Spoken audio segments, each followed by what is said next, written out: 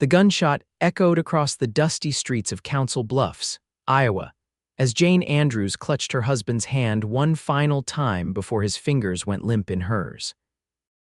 In that moment, on a sweltering July day in 1876, she became not just Jane, but the widow Andrews, a title that would follow her like a shadow in the months to come.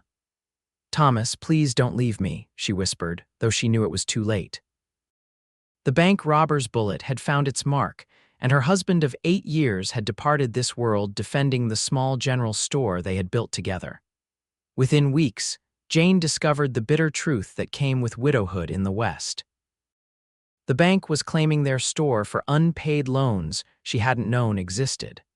Thomas had been borrowing to keep their business afloat during the economic depression that had gripped the nation since '73. With no children to support her and no family to turn to, Jane found herself with nothing but a small trunk of possessions and the black mourning dress on her back. "I'm sorry, Mrs. Andrews," said Mr. Peterson, the banker, not meeting her eyes as he handed her the final papers. "Business is business. The store transfers to bank ownership effective tomorrow." The late August heat pressed down on Council Bluffs as Jane made her way through town, knocking on doors. She had worked alongside Thomas at the store since they'd married, but now discovered that a woman alone was considered a burden, a charity case, or worse. "We simply haven't got the space," said Mrs. Holloway, the dressmaker who had once called Jane friend. "Times are hard for everyone," offered Mr. Simmons, the grocer. Shifting uncomfortably by nightfall, Jane had been turned away from 12 doors, including the boarding house which claimed to have no rooms despite the obvious vacancy sign.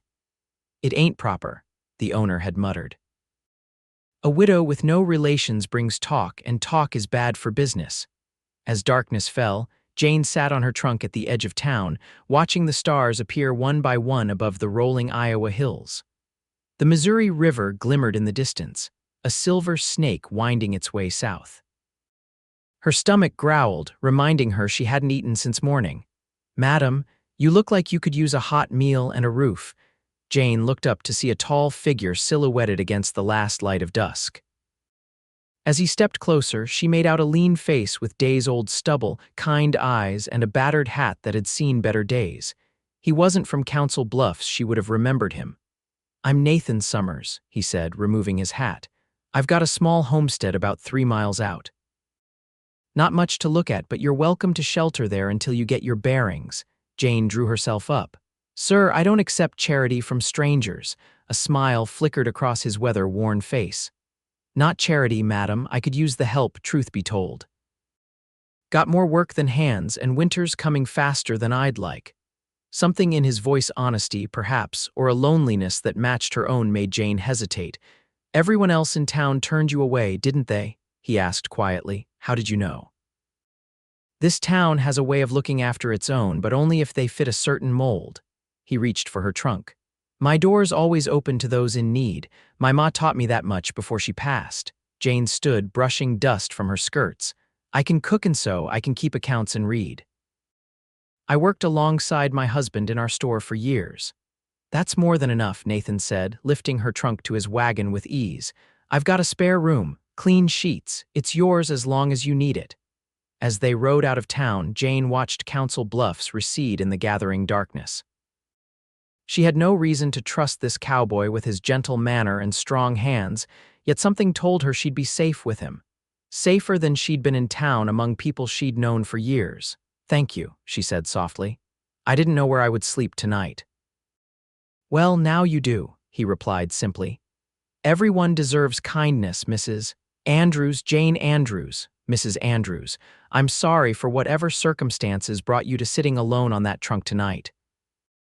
The wagon creaked along the trail, and for the first time since the gunshot that had changed her life, Jane felt a small measure of peace. Nathan's homestead proved to be larger than Jane had expected. A sturdy 2-room cabin sat at the center, with a barn and corral beside it. Fields of corn stretched behind, golden in the moonlight, and a small orchard of apple trees stood to one side. "You live here alone?" Jane asked as he helped her down from the wagon. "Just me and the livestock," Nathan confirmed. "Had a ranch hand until last month when he headed to California." Gold fever got him. Inside, the cabin was surprisingly clean, if sparse. A stone fireplace dominated one wall, with a wooden table and chairs nearby. Shelves held books, actual books, which surprised Jane. Not many ranchers she knew read for pleasure. "Spare rooms through there," Nathan said, carrying her trunk inside. "It's not much, but it's private." The room was small but tidy, with a narrow bed, a chest of drawers, and a small window that would catch the morning light. "This is far more than I expected," Jane admitted. "I can't thank you enough." "There's stew on the stove," he said. "Eat, rest. We can talk about arrangements in the morning." That night, Jane slept soundly for the first time since Thomas's death. She woke to sunlight streaming through the window and the smell of coffee brewing. For a moment, she forgot her circumstances, thinking Thomas must be up early. Then reality crashed back, bringing with it fresh grief. When she emerged from her room, Nathan was at the stove, frying bacon. "Good morning," he said. "Hope you slept well."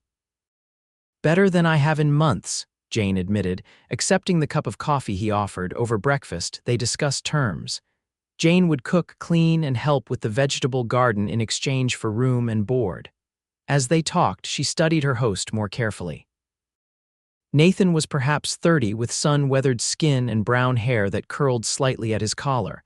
His hands were calloused from work, but he had a gentleness about him that seemed at odds with the rugged exterior. "How long have you been out here?" she asked. 5 years, Nathan replied. "Came west after the war, couldn't settle back in Pennsylvania, too many ghosts." Jane understood ghosts all too well, and before that, fought for the Union. Got shot at Gettysburg, recovered, then finished out the war. He rolled his left shoulder slightly. "Still gives me trouble when the weather changes." "My Thomas was too young for the war, thank God," Jane said softly. "We married in '68, came out here to start fresh." Nathan nodded but didn't press for more details, for which Jane was grateful. The days fell into a rhythm. Jane rose early to prepare breakfast before Nathan headed out to the fields or to tend the cattle. She spent her mornings cleaning the cabin, tending the vegetable garden, or preserving food for the coming winter. In the afternoons, she often helped with whatever outdoor work needed an extra hand. September eased into October, and the prairie exploded with autumn colors. The corn was harvested, apples picked and preserved, and preparations for winter began in earnest. Jane found herself looking forward to the evenings when they would sit by the fire, Nathan reading aloud from one of his books while she mended clothes or worked on a quilt. It was during one such evening that Nathan lowered his book and asked, "Would you tell me about him, your husband?" Jane's hands stilled on her needlework. "Why do you want to know?" Nathan's eyes, amber in the firelight, met hers. "Because I see how you carry his memory, and I think speaking of him might ease your burden." So Jane told him about Thomas, his laugh, his dreams, the way he could charm anyone who walked into their store. She spoke of how they'd met at a church social, how he'd courted her with poetry and wildflowers, and finally, how he died. "He always said he'd protect me," she finished, tears sliding down her cheeks. "And he did, right until the end." Nathan didn't offer empty platitudes or awkward comfort. He simply listened, bearing witness to her grief. When she finished, he nodded once. "He sounds like a fine man." "One worth remembering?" "Yes," Jane whispered. "He was." That night marked a shift between them. A trust had formed, fragile but real. Jane began to notice things about Nathan she hadn't before: the way his eyes crinkled when he smiled, how he hummed while he worked, the gentleness with which he treated every living thing on his homestead. One afternoon in late October, Jane was picking the last of the apples when she heard hoofbeats approaching. Shading her eyes, she watched as a rider approached the homestead. As he drew closer, she recognized Mr. Peterson from the bank in Council Bluffs. Nathan emerged from the barn, wiping his hands on a rag. "Peterson," he said, his voice carefully neutral, "what brings you out here? Business, Summers." Peterson's eyes flicked to Jane, widening slightly in recognition. "Mrs. Andrews, I see you found accommodation."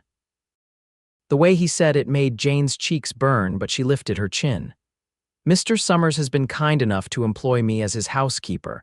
Peterson's mouth twitched. "I'm sure he has." He turned back to Nathan. "I've come about your loan payment. You're 2 months behind." Jane glanced at Nathan, whose face had hardened.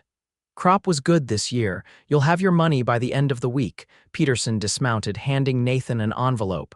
The banks raised the interest. Economic conditions, you understand. That wasn't our agreement, Nathan said, his voice dangerously quiet. The agreement allows for adjustments based on market conditions. Peterson smiled thinly. Read the fine print, Summers. After Peterson left, Nathan stood staring at the paper in his hands, jaw clenched. Nathan. Jane approached cautiously. Is everything all right? He shook his head. Nothing I can't handle. But the worry in his eyes told a different story. That evening, Jane found Nathan at the table, papers spread before him, a frown etched deep on his face. May I? She asked, gesturing to the accounts. Nathan hesitated, then nodded. Jane sat beside him and began examining the numbers. After Thomas's death, she discovered how precarious their financial situation had been. She wouldn't let another man she cared for, and yes, she admitted to herself she did care for Nathan face the same fate. Peterson's playing a game, she said finally. He's raising your interest because he wants your land. Council Bluffs is growing and property values with it. How do you know that? Because he did the same to Thomas and me. I just didn't see it until it was too late. Jane tapped the papers. You've got a good operation here, Nathan, but you need to diversify. The cattle and corn are solid but vulnerable to weather and market fluctuations. Over the next week, Jane helped Nathan reorganize his finances. They sold off 2 less productive fields to a neighboring farmer, using the money to pay down the loan principal. Jane suggested expanding the apple orchard and adding beehives next spring. Honey always sells, and the bees will help with pollination. Nathan watched her work with growing admiration. One evening, as they sat by the fire, he said, "You're remarkable, Jane Andrews." She looked up, startled. "I'm just using the skills Thomas taught me." "No," he said softly. "This is all you. Thomas may have shown you the tools, but you're the one wielding them now." Something warm unfurled in Jane's chest, a feeling she hadn't expected to experience again. She quickly looked back at her work, afraid of what Nathan might see in her eyes. November brought the first snow, transforming the prairie into a sparkling white expanse. The work shifted indoors, with Nathan repairing equipment and Jane continuing to preserve food and work on winter clothes. They developed an easy routine, moving around each other in the small cabin like dancers who had practiced for years. One evening, a blizzard howled outside, rattling the windows and sending drafts through every crack. Jane and Nathan sat close to the fire, wrapped in quilts. "I've been meaning to ask," Nathan said hesitantly. "What are your plans for after winter?" The question caught Jane off guard. She hadn't thought beyond the day-to-day routine they'd established. "I hadn't decided," she answered honestly. "You could stay," he offered, staring into the fire. "Not as a housekeeper, as a partner," Jane's heart skipped. "A business partner." Nathan turned to face her, his expression open and vulnerable. "That too, if you wish, but I was thinking of something more." He took a deep breath. "I know it's too soon and I have no right to ask. You're still mourning Thomas, and I respect that, but I've grown fond of you, Jane, more than fond." Jane looked down at her hands, at the gold band she still wore. "I can't replace him," she whispered. "I would never ask you to," Nathan said gently. "Thomas will always be part of you, and that's as it should be. I'm not asking you to forget him. I'm asking if someday there might be room in your heart for someone else as well." Tears filled Jane's eyes. "I don't know," she said honestly. "I care for you, Nathan, more than I thought possible. But I'm afraid." He reached across the space between them, taking her hand. "Then we'll take it slowly, day by day, and if, come spring, you decide to leave, I'll understand. My door will always be open to you, Jane, whether you choose to stay or go." The blizzard raged for 3 days, trapping them in the cabin. They played cards, read books aloud, and talked for hours. Jane told Nathan about growing up in Ohio, about her parents who had died of fever when she was 16, about meeting Thomas at church when she was 20. Nathan spoke of his childhood in Pennsylvania, his difficult relationship with his father, the horrors he'd seen during the war. On the 3rd night, as they sat before the fire, Nathan said, "There's something I need to show you." He went to his room and returned with a small wooden box. Inside was a collection of letters tied with ribbon, a tarnished pocket watch, and a daguerreotype of a young woman. "Sarah," he said, handing Jane the image. "My wife. Jane stared at him in shock. "You're married," he said quietly. "She died in '67, childbirth, the baby too." "Nathan, I'm so sorry." Jane studied the image of the pretty, serious-faced woman. "Why didn't you tell me?" At first, it didn't seem relevant. Then, as we grew closer, I didn't want to burden you with my grief when you were carrying your own. He took back the daguerreotype, gazing at it before returning it to the box. "I understand loss, Jane, the way it hollows you out and rebuilds you different." Jane reached for his hand. "Thank you for telling me now."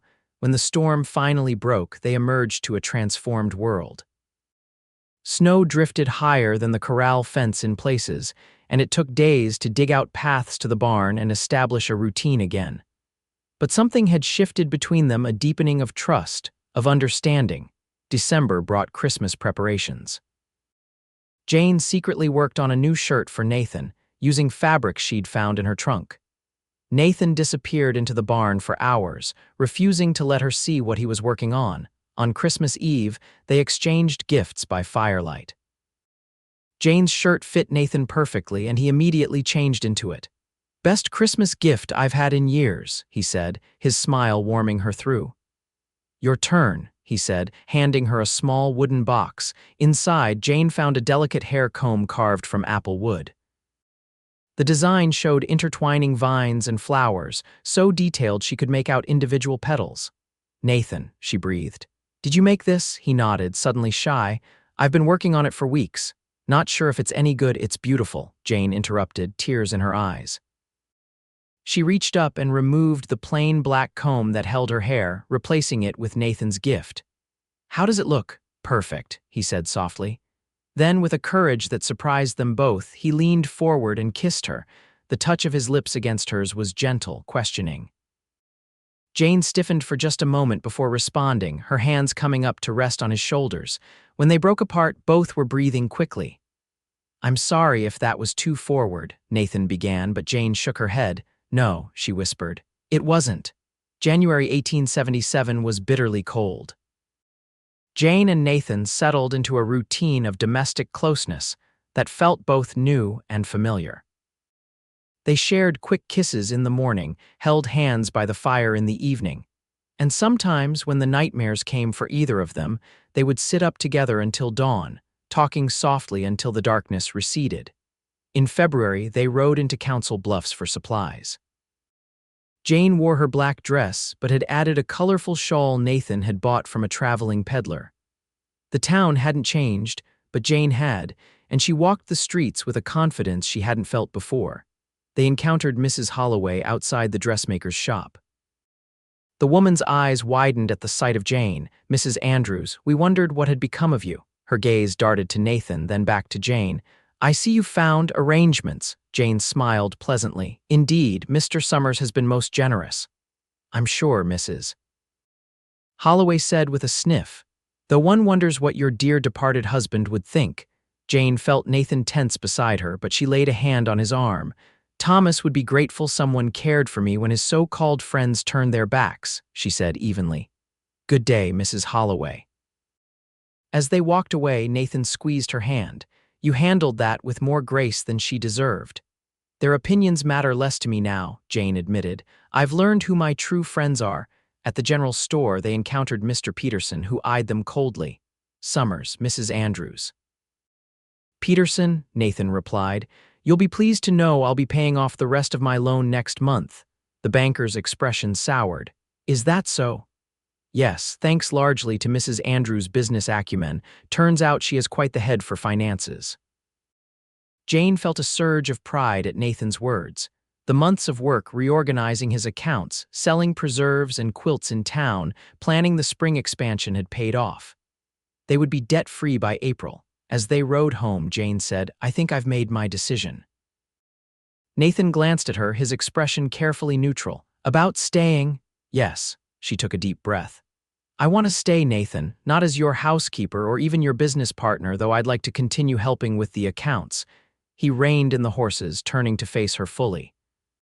"What are you saying, Jane?" She met his gaze steadily. "I'm saying that if your offer still stands, I'd like to stay as your wife." Joy transformed his face. "Are you sure? I don't want you to feel pressured, or Jane leaned across the wagon seat and kissed him, cutting off his words. I'm sure, she said when they parted. I'll always carry Thomas in my heart, but there's room there for you too, Nathan. Room for a new life, a new beginning. Nathan touched her cheek reverently. I love you, Jane Andrews. Have since that first night when you sat so straight-backed on your trunk, too proud to ask for help but too sensible to refuse it when offered. Jane laughed, tears of happiness in her eyes. And I love you, Nathan Summers.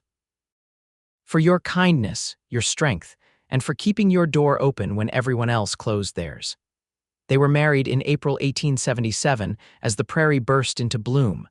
The ceremony was small, just a few of Nathan's friends from neighboring farms and the minister from town.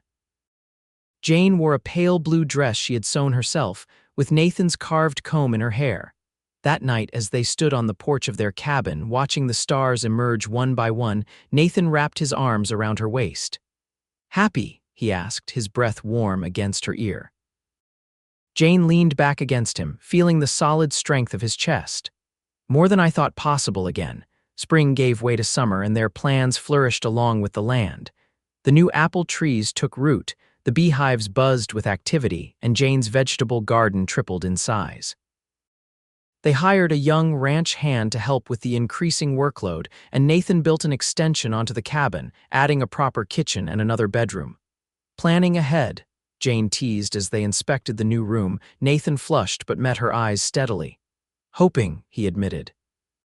But only if you're ready. Jane took his hand, placing it on her abdomen.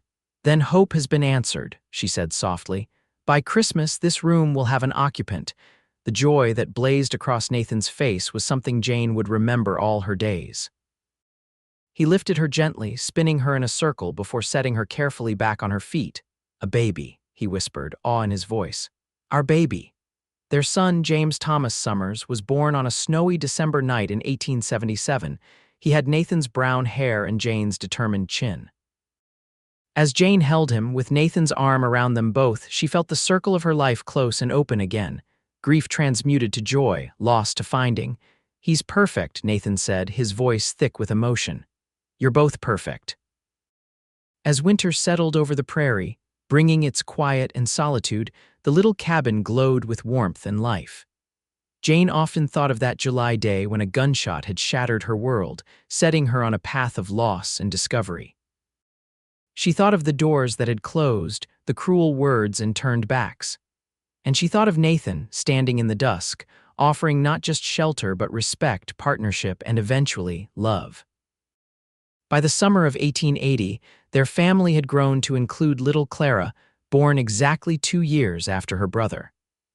The homestead had prospered beyond their expectations, with the apple orchard producing enough fruit to sell to markets as far away as Omaha.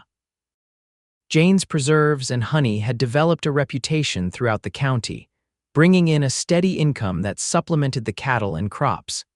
They'd built a new, larger house, a stone's throw from the original cabin, which now served as an office and guest quarters. Nathan had insisted on big windows to let in the prairie light Jane loved so much, and a wide porch where they could watch the sunset together. One evening, as they sat on that porch watching James and Clara chase fireflies in the gathering dusk, Jane said, "Do you ever wonder what would have happened if our paths hadn't crossed that night?" Nathan took her hand, running his thumb across her knuckles. Sometimes. I imagine you would have found your way regardless. You're the strongest person I know, Jane Summers. Jane smiled, leaning her head against his shoulder. Maybe, but I'm grateful every day that I didn't have to find out. She watched their children's laughter paint the air with joy. That night, when I sat on my trunk at the edge of town, I thought my life was over. I couldn't imagine a future without Thomas. And now, Nathan asked softly, Jane turned to him, cupping his beloved face in her hands. Now I know that love doesn't end. It changes, grows, finds new channels. Thomas will always be part of my story, but you, Nathan, you and our children, you're my present and my future. Nathan kissed her then, a kiss full of promise and shared history. And what a future it will be, he murmured against her lips. As darkness settled fully over the prairie, they called the children in for bed. Later, lying beside Nathan in the quiet night, Jane reflected on the journey that had brought her here from devastated widow to beloved wife and mother, from desperate loneliness to abundant connection. "You know," she whispered to Nathan, who was just drifting off to sleep, "when you said your door was always open, I never imagined you meant your heart as well." He gathered her close, his voice drowsy but tender. "One tends to follow the other, my love. One tends to follow the other." And as Jane slipped into dreams beside him, she knew that whatever trials tomorrow might bring, whatever doors might close before them, they would face them together with open hearts, open minds, and a love that had been forged in the crucible of loss and reborn in the courage to begin again.